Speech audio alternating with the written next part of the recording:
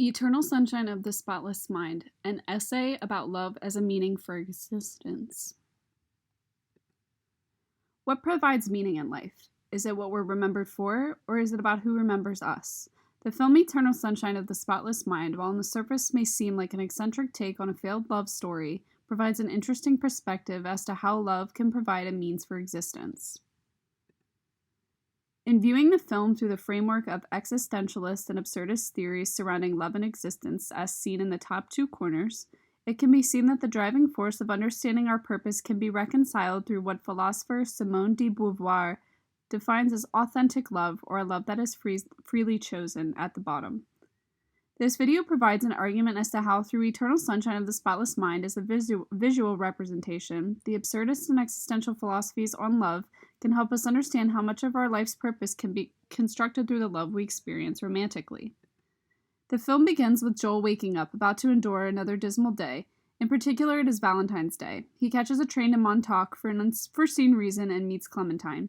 She is an outwardly dysfunctional woman who means well in her initial assessment of Joel. The two become enamored with one another, it seems. We then see Joel in the present tense. He is upset over his breakup with Clementine and her subsequent new boyfriend, who she seems to have gotten over rather quickly.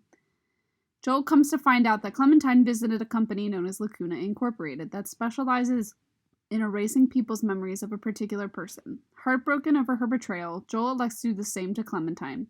Yet as he's going through the process of erasing Clementine, he realizes how much he can't part with his memories of her and attempts to elude the Lacuna employees who are in the process of erasing his memory. Unable to elude the process, Joel's memory of Clementine is gone, but not before a memory of her tells him to meet her in Montauk. We return to the beginning of the film and understand that it is post-memory erasure. The two eventually find out that they were once together, and despite knowing how things may end, the two decide to be together anyway, for everything that might come.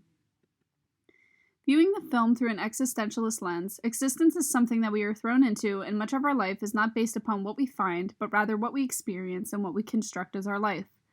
In a balanced worldview of existence, love provides us a sense of locus through which our purpose can be transformed through a sense of self-transcendence chosen by us.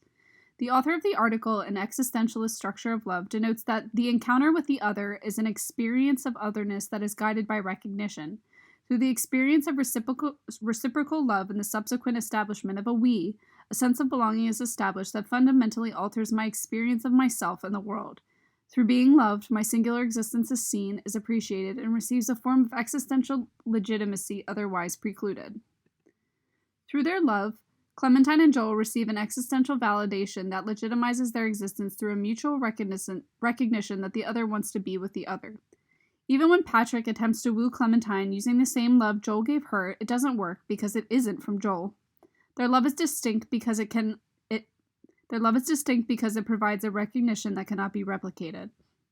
As existentialism posits concerning love from an existentialist structure of love, just as we are thrown into a world and an existence that we have not chosen, we fall in love. As Francesco Alberoni argues, we do not choose the people we love. They are primarily given to us in a pre-reflective and immediate way that alters our life world with an unforeseen intensity. And this is exactly what happens to the couple. They have fallen in love, freely chosen, which concerns our next view, authentic love. The love that I speak of as a means for existence relies heavily on the idea of authentic love.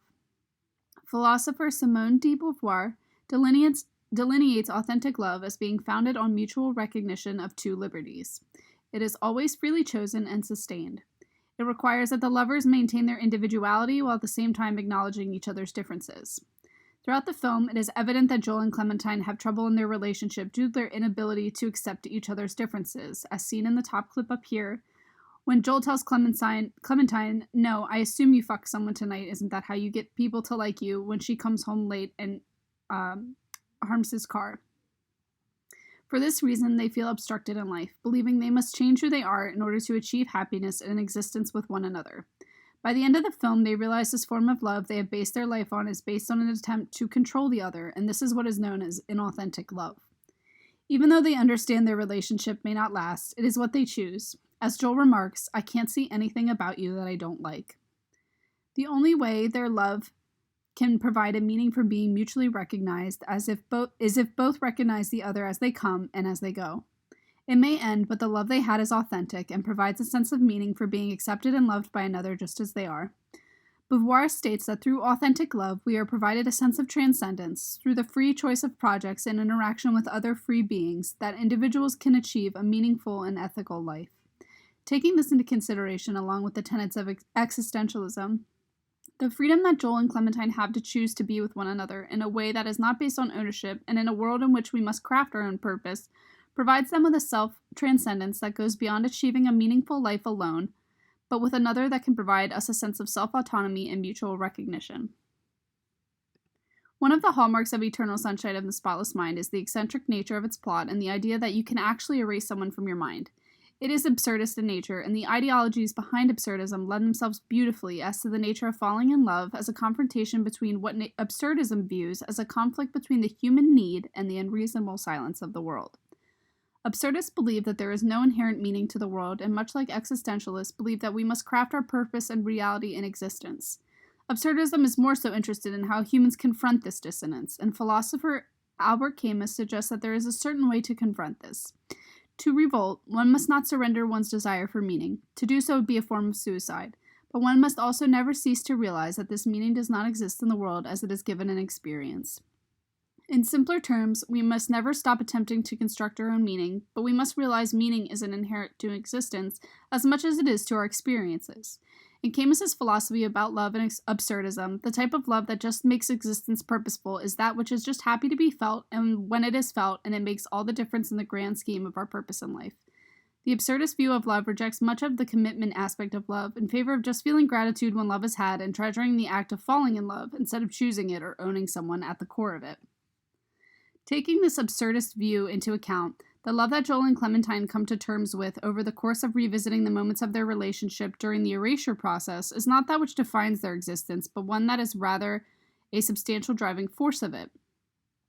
The experience felt through their love is one that cannot be erased, as both feel compelled to meet in Montauk eventually, and one that cannot be replicated even though Patrick tries. At the end of the film, the characters revolt against the absurdity of love. As author of Albert Camus's philosophy of love states, to revolt, one must accept that feelings of love may create or include a desire for love to be permanent, while at the same time recognizing the reality that the end of love is always a possibility. The characters reconcile their existence and their belief in love through the idea that it will end, but that it is too self-transcendent to pass up, as the experience can never be replicated or relived. In conclusion, when we take into consideration the existentialist and absurdist views of creating meaning in existence, we find ourselves in an unbound world where we must confront the inevitable silence with the human need to create meaning. What this means can vary, but through authentic love, that love which is not bound by commitment or ownership, but rather by the fulfilling experience of having our existence validated and recognized by another through romantic attachment, we can find a self-transcendence that allows us other meaningful fulfillments of life, such as independence, companionship, and constant regrowth. In Eternal Sunshine of the Spotless Mind, the characters live in an intensely purposeless world, where it seems outside of one another, little focus is given to any other part of their life, as the fulfillment that the love Joel and Clementine had filled their existence with much of its meaning. Thus, the only way to confront this absurdist agony is for the other to erase him from her memory, as she can't live in a world where she remembers the love they had. The inauthentic love the two share based on jealousy in an attempt to change the other doesn't last and provides each character with inner turmoil. It is only when they relive the memories of their relationship do they understand the importance of loving the other as they come and allowing them to go out into the world as themselves. This authentic love at the end of the film that they come to terms with is based on an individual's sense of self-transcendence that is augmented by the other and that is given a sense of importance precisely because in an existential and absurdist world, it might not last. Yet this is okay, for the experience is what will last, not the longevity of the relationship. In an existentialist and absurdist view of existence, they have created their purpose for existence through their authentic love. And what happens next? Well, I'm sure they'll let us know.